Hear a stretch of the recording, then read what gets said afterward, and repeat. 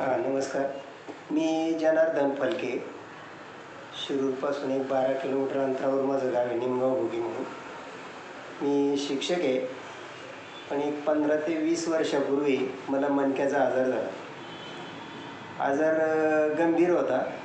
त्यावेळेस मी उपचार केले, फोटो काढणं वगैरे, आणि त्यावेळेस मला सांगितलं गेलं की तुमच्या मणक्याची झीज झालेली आहे.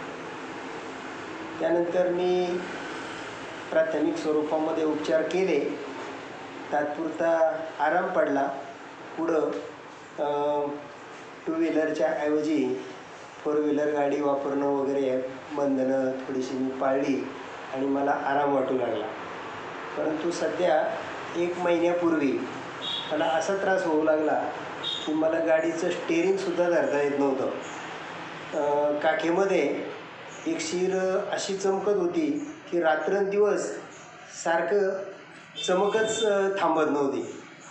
आणि मग माझे मित्र आसवले सर आहेत, त्यांनी सांगितलं, त्यांचं ऑपरेशन झालं होतं मणक्याचं.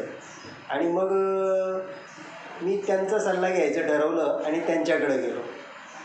आणि माझी अशी धारणा झाली होती की माझं ऑपरेशन हे अटळ आहे. पण त्यांनी सांगितलं की डॉक्टर आयरे सरांच्याकडं तुम्ही जा आणि उपचार घ्या, पहा काय वाटतंय ते. आणि पहिल्या दिवशी मी त्यांच्याकडं आलो आणि त्यांना सर्व काही सांगितलं. त्यांनी सांगितलं हा शिरेचा आजार आहे, हा पूर्णपणे बरा होईल. ज्यावेळेस त्यांनी असं सांगितलं तेव्हा मलासुद्धा वाटलं नव्हतं की हा आजार बरा होईल. कारण मला असं डॉक्टरांनी त्या काळी सांगितलं होतं की तुमच्या मणक्याची झीज झालेली आहे. आणि मला असं वाटत होतं की या उपचाराने मणक्याची झीज तर भरून निघणार नाही, परंतु पाहूया करून. असं म्हणून मी फक्त 2 दिवस ट्रीटमेंट घेतली. त्यांनी सांगितल्याप्रमाणे वागलो आणि माझा आजार जवळजवळ 50% बरा झाला. आणि मग मनातून माझी अशी खात्री झाली की या उपचारानं आपण बरे होऊ शकतो. आता सध्या मला कुठलाही प्रकारचा त्रास होत नाही आणि मी पूर्णपणे आज या व्याधीतून बरा झालेलो आहे. बरं सर, मी डॉक्टर आहिरे. तुम्ही VIP magical physio clinic Shirur येथे किती दिवस आलात माझ्याकडे, म्हणजे आत्तापर्यंत? आत्तापर्यंत मी 8-9 दिवस आलो. बरं, 9. आपण राऊंड फिगर 10 दिवस धरू. 10 दिवसांमध्ये तुम्हाला किती टक्के आराम पडलेला आहे, टक्केवारीमध्ये म्हटले तर? ज्या त्रासासाठी मी आलो तो त्रास माझा पूर्णपणे बरा झालेला आहे. पूर्णपणे बरा झालेला आहे. बरं, तुम्हाला त्रास जेव्हा व्हायचं तेव्हा काय काय व्हायचं नेमकी त्रासात? म्हणजे दुखायचं कुठे, चमकायचं कुठे, दुखल्यामुळे तुम्हाला कसा हात केल्यावर बरं वाटायचं किंवा काय, म्हणजे काय वाटायचं ते मला? तर माझ्या उजव्या हाताला जास्त त्रास होता. बरं. काखेमधली जी शीर आहे ही शीर अशी चमकत होती की अजिबात कुठंही लक्ष लागत नव्हतं. बरं. पण ड्रायव्हिंग करताना सुद्धा एक हात मी वर धरायचो आणि एका हातानं स्टिअरिंग पकडायचं. म्हणजे कसं अशा प्रकारे असं हात असा वर धरावा लागायचा, खाली खेची आणि काचेवर हात टेकवायचा. कारण जर हात जर स्टेअरिंगला धरलं तर काय होत होतं? मग चमकायचं. हात खाली सोडला तरी चमकायचं, हात वर घेतल्याच्या नंतर थोडंसं बरं वाटायचं. म्हणजे आता ठीक आहे, तुम्ही गाडीत असताना पण बाहेर असताना पण तसंच व्हायचं का? म्हणजे लोकांमध्ये, मित्रांमध्ये? बाहेर असताना माझा हात नेहमी असा बगलेमध्ये राहायचा, असं दाबून धरावंसं वाटायचं. आणि सारखा वारंवार हात काखेमध्ये जायचा. ओके. आणि ते त्रासामुळे ते करावंच लागत होतं तेव्हा थोडं बरं वाटत असेल आणि ते दिसायला पण व्यवस्थित दिसत नसेल. आणि म्हणजे असं वाटत असेल की अरे बाहेर गेल्यानंतर जावं की नाही जावं असे विचार येत होते का? येत होते ना, असं वाटायचं. बरं, तुमची मान दुखायची का? मान दुखत होती, का उघडायची फक्त? नाही, थोडीफार दुखायची. मान दुखायची. खांदा वगैरे? खांदा नव्हता दुखत, पण बगलेमध्ये चमकत होतं. पुढे छातीला आणि मागे फार छातीपर्यंत चमक निघायची. आणि मागे पाठीला वगैरे काही त्रास? छोटं वरच्या पाठीला वगैरे काही? पाठी बघ, अंग भरून यायचं. अंग भरून यायचं. हाताला वगैरे काही त्रास तुमच्या? हाताला मुंग्या यायच्या सर्वसाधारण, पण ते हात उशाखाली वगैरे आला तर मुंग्या यायच्या. तेव्हा मुंग्या यायच्या. बरं, आता तुम्ही माझ्याकडे उपचार घेता, आता पण मुंग्या येतात का? नाही, आता मुंग्या थांबलेले आहेत. आता तसा त्रास काहीच नाही. तसा त्रास काहीच नाही नाही. अजून. बरं, तुम्हाला वाटलं होतं का की तुम्ही पुढच्या 10 ते 20 दिवसानंतर मस्त लाईफ जगू शकाल?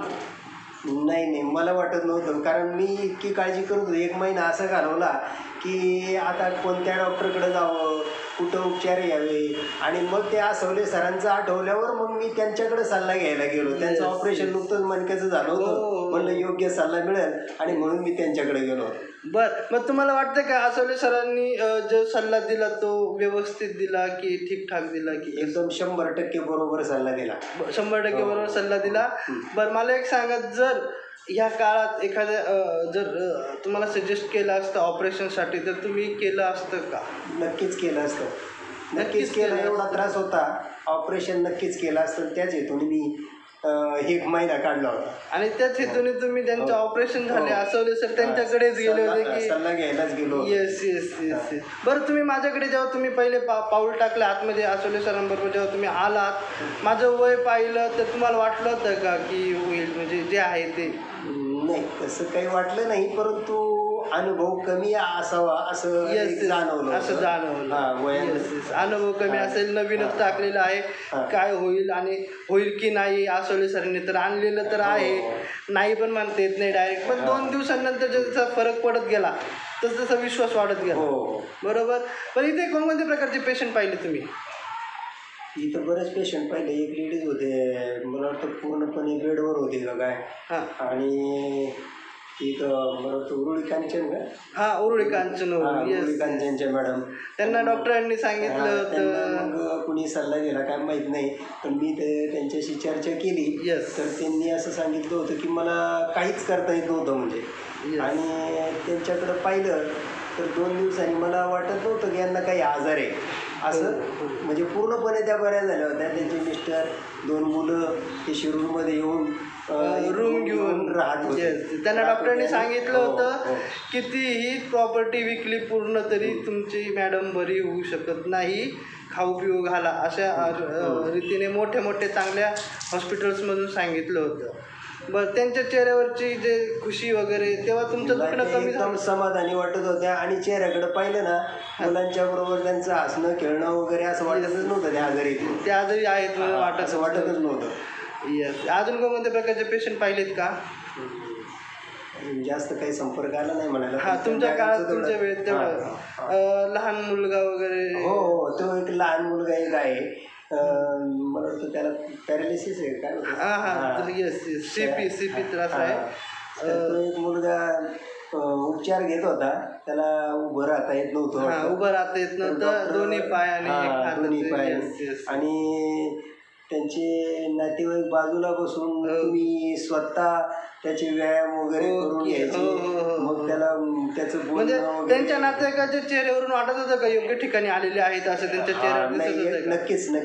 नक्कीच योग्य वाटत होतं. त्यांनी समाधान व्यक्त केलं होतं. म्हणजे आपल्याकडे छोट्या मोठ्या त्रास, मुरगळणे वगैरे, पाठदुखी, कंबरदुखी, तिथून पॅरालिसिस पर्यंतचे, किंवा जे डॉक्टरांनी होऊच शकत नाही असं सांगितलं, किंवा तुम्हाला काय सांगितलं होतं डॉक्टरांनी, म्हणजे काय वाटलं होतं की का बरं होत नाही असं वाटत होतं? नाही, मी सध्या काही सल्ला घेतलेला नव्हता, पण आज 15 ते 20 वर्षापासून. आणि ते ऐकून असं माझं मत होतं की हे नक्कीच ऑपरेशनवर आपली स्टेप आलेली आहे असं वाटत होतं.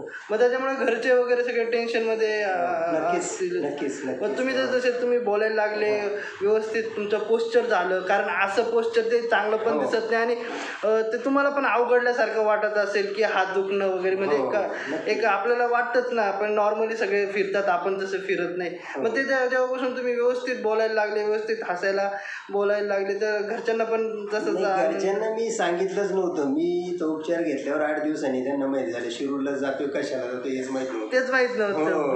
बरं. आता मी सांगितलंय की मी बरा झाले, मला असा त्रास होता, मी शिरूरला त्याच्यासाठी जात होतो. कारण काही घरच्यांना काळजी नको आहे विनाकारण. मग आता काय व्हायचं, कुठं व्हायचं, म्हणजे तुम्ही घरच्यांना पण ते मॅटर म्हणजे सांभाळून घेतलं होतं की घरच्यांना पण कळलं नाही पाहिजे आणि आपला त्रास तुम्ही सहन करत. बापरे.